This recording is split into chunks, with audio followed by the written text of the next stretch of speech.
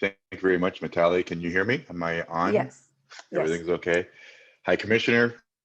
As always, great to see you. And I think you do a better job than I do promoting Canada. So I have to say thank you very much for all the good words that you put forward. But I think as a High Commissioner, your job is always to promote the country that you're in when you're talking to people back in your own home country. So it's I understand very well. I feel the same way. I still, as you know, I'm a big promoter of India and what India is doing. And I see a good old friend of mine, Raj Narula. How are you, Raj? Long time no see. And you know, it's really it's a pleasure to have a chance to talk to you all. I think, you know, from my perspective, I'd like to give a little bit of background of myself because my journey, I think, is the Canadian technology journey in many ways. So as a young trade commissioner, and trade commissioners are, you know, members of the Canadian government out to promote Canadian companies and their products abroad. As a young trade commissioner, I opened up Canada's trade office in Silicon Valley back in 1985. And in 1985, I was working with Canadian companies coming into the Valley, and they had a very hard time, but they just didn't know what to do to succeed in an American market like the Valley. And the biggest challenge that they had is our business practices then were a little bit different than they are now. And our financial systems were different then in the sense that we were very conservative. Raj can talk about that. It's really tough to get money from banks. Still not the easiest to get money from banks in Canada, but back then it was even tougher. And they just didn't understand how to use reps and distributors and a whole you know, cohort of way things are done in the United States. So for me, it was a very frustrating experience because we knew we had great technology. And at that point in time, I think Canada was probably the world's leader in telecommunications. And in fact, when I was working with Raj in India, he had put together a cohort of companies to sell into the telecoms industry in India. And again, his boss at the time,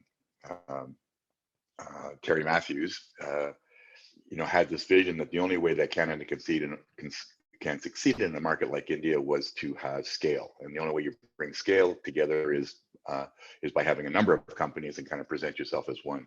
And that was our big challenge going into the Valley back in the 80s.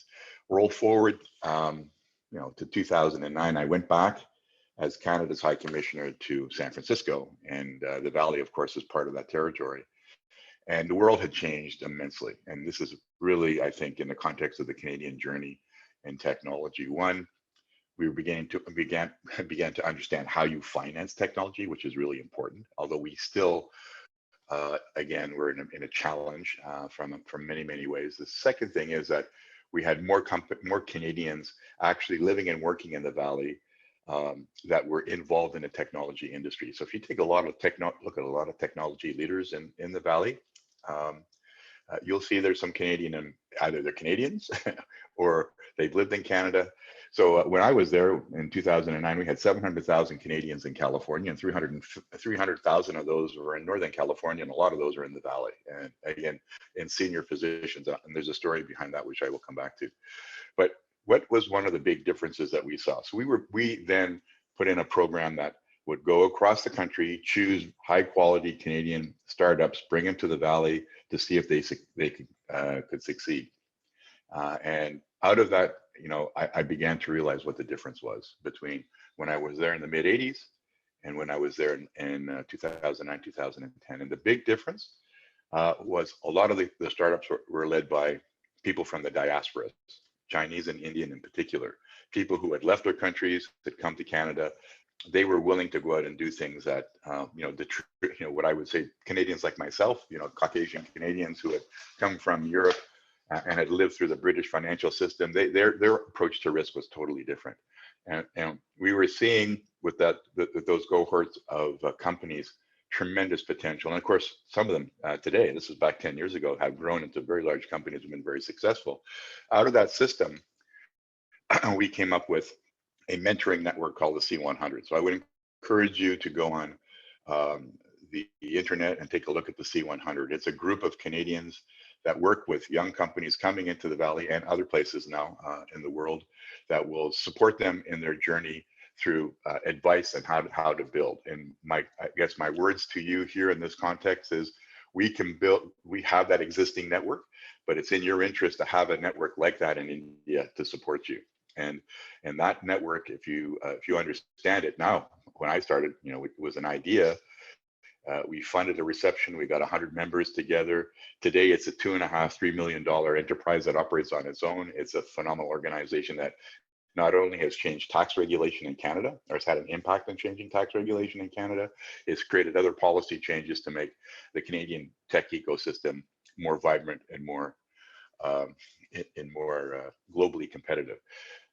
Why did I talk about that? Because when I came to India in 2010, there were, I would say, and High Commissioner, you can correct me if I'm wrong, our impact within India at that time was quite low. And I came to realize that what would it take for us to change where we were? And one of those things was changing a long and historic problem that we had around the nuclear space, which we managed to do by the time I left.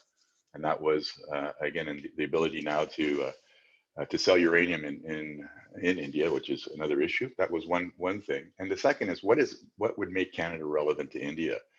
And there were three areas that were important. One was in the energy space, and I still think we can be a big and important supplier to India, and natural gas in particular, because we have oodles of it. The second area was in agriculture, and of course we are a big supplier of pulses to India, or have historically been a big supplier of pulses to India.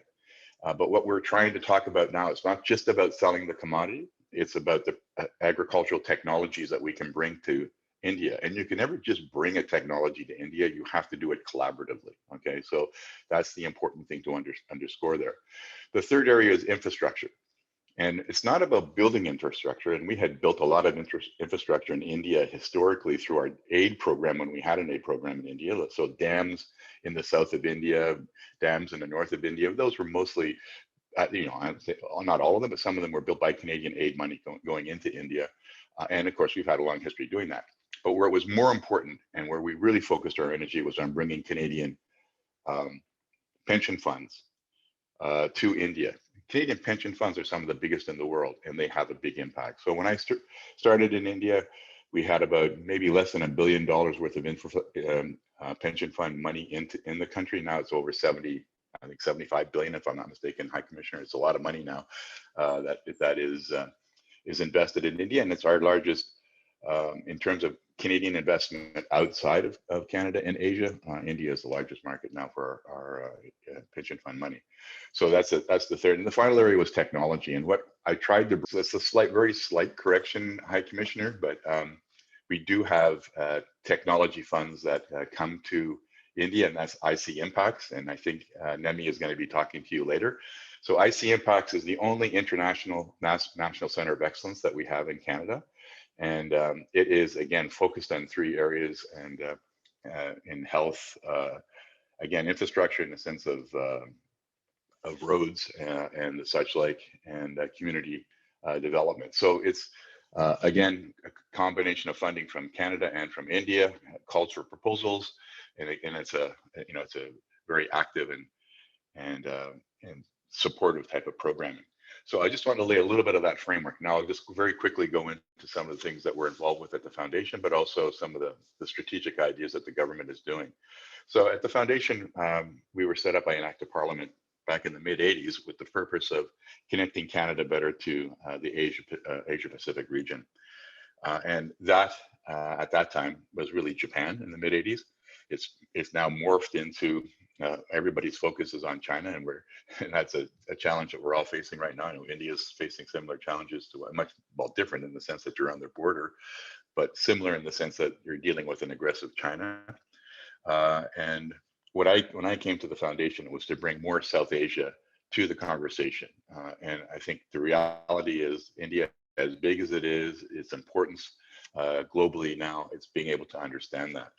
So we have organized ourselves in different pillars, but the one pillar that's very important to inform Canada and to build relationships with the Asia Pacific region is our digital Asia pillar. And that digital pillar is focused on what's happening in Asia in the digital space and how can we connect better with that. So we do a lot of research in that particular space, particularly around governance and how we work with governance, but more importantly, what are some of the opportunities? And certainly with India, from my own background and experience, it's how do we capitalize on the size of the Indian market, and that translates into data. And how do we work in a way that we can collaboratively bring technologies and opportunities together, both for Canada and India. So one of the things that I've been working on, and the High Commissioner mentioned it, as a board member of the Digital Supercluster, and in less than an hour, I'm going to be on. We have a board meeting that's going to go for 3 hours. The Digital Supercluster brings together. It's a unique. I won't say it's unique. It's innovative funding arrangement where the Canadian government has put up money, which is being matched by the private sector in Canada around projects that that will bring benefit to mostly small and medium-sized enterprise in Canada. So if you take a look at the members of the Digital Supercluster, and I encourage you to look at that on the website as well, you'll see Microsoft is a member, some of the large companies are members, Shopify, Lululemon, people that you know. But also you'll have a lot of small companies that are in very interesting technology spaces. And what we've tried to do as an example is, because the Digital Supercluster strategy is a domestic strategy, my position on the board and what I've been saying to the Digital Supercluster is you have to connect internationally if you want to have companies scale, okay? And so where's a logical place for companies with good machine learning and AI algorithms? How can we connect those to markets where there's huge amounts of data, and do this in a way that we create a governance structure to allow the exchange of data? Okay, as we all know, it's a very sensitive area. How do we do that in a way that's going to be productive for both sides? So we now have the digital supercluster. We ran a workshop at the end of last year around regenerative agriculture, and the idea is, where do we find areas for collaboration? And out of that came a memorandum of understanding between ourselves at the foundation, the Digital Supercluster, and IIT Madras Pravartech. And this will allow us to take a look at different projects that will, again, allow for the exchange of data, but more importantly, to bring Canadian technology companies together with Indian technology companies. So that's a good example. And again, I'll refer you to another Canadian company. The one that we're working with right now is called Verge Agriculture, VERGE. Verge, the COO for the company, is Indo-Canadian, originally from Kerala. Again, immigrated to Canada, worked for MDA, which is a large, if you know, MDA is a big satellite company. It is a satellite and data company. So we're looking at how we bring their technologies, which would be able to help farmers understand what they should be doing at different times of year on a smartphone. Okay, so the UI UX interface is very simple to understand, and to help them to be able to build their efficiencies. And through that, you end up with the sustainable dimensions and clean technology dimensions, that you use less fertilizer. Water is really the key, and the first area we're going to be working with is on water. So these are things that we think that we can bring, and it's not just Verge, it'll be a series of companies from Canada.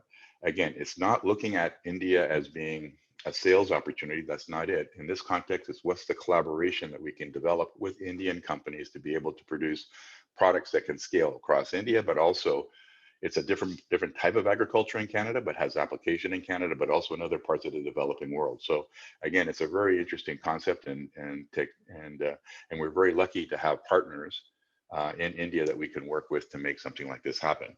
So the long and short of that story is, that's just one supercluster. We have 5 of them. So depending on what sectors you're in, there is an advanced manufacturing supercluster in Ontario, and the High Commissioner mentioned that. We have an ocean supercluster on the east coast of Canada, a protein supercluster, which is focused on agriculture in the central part of Canada, our farming, our prairie region that sends most of their products to India, quite frankly.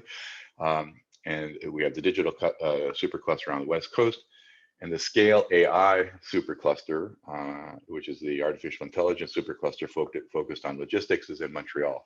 So you have these 5 superclusters across the country. They're well funded, and they are a magnet to bring talent. And that's the last thing I'd just like to say is, for people like yourselves coming to Canada, it's an immigration policy which is more welcoming than other policies that you would see in North America. You see. Dr. Kamakoti is our partner from IIT Madras. You might know him. He sits on Prime Minister Modi's National Security Advisory Board. He has had 8 PhD students from his IIT Madras program. They're now teaching in Canada. As an example of this kind of movement of what I would call knowledge intense talent, which is really important for us to be able to build out that ecosystem. That's why it's attracting, again, from the days when there was very little interest in Canada and the United States, well, particularly in California, in what we were doing. Today, there's intense interest, and you're seeing a lot of US funds coming. The difference today is, when they used to come to Canada, they would buy their company and take them back into the United States. Today, they have a very hard time because nobody wants to leave. Okay, the ecosystem is so good that we are being able to scale. So, I mean, Shopify, I'm sure I came in a little bit late to High Commission. I might have mentioned Shopify based on Ottawa. He sees them all the time.